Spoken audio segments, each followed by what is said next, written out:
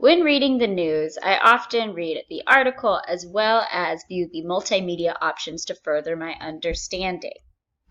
This relates to the article I read for this assignment titled Achievement Effects of Embedded Multimedia in a Success for All Reading Program.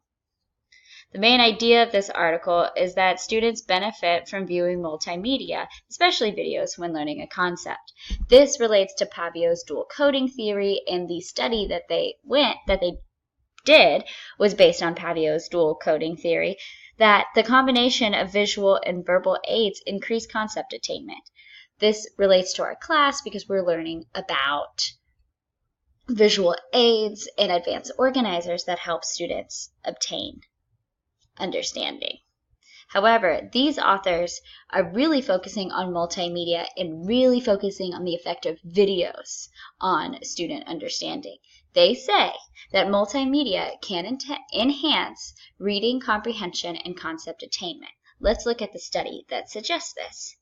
So, the researchers went into 10 inner city elementary schools where they were using a Success for All reading program.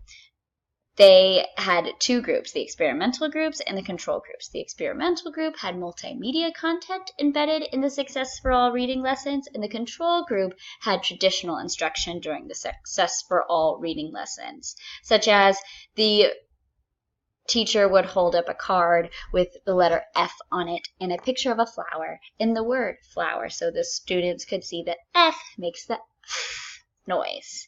The experimental group would view videos that had this concept on it. I will post one of the videos in my discussion board. Basically, the experimental group scored higher in the word identification, passage comparison, and standardized fluency test called DIBELS. The study also suggested that at-risk students and students in poverty would benefit even more from embedding multimedia. So, my reflection question is, if we agree with Pavio's theory that students benefit from dual coding, how could teachers use multimedia in a math, pre-K, physical education, adult education, or middle to high school classes? Is this strategy useful beyond teaching foundational reading?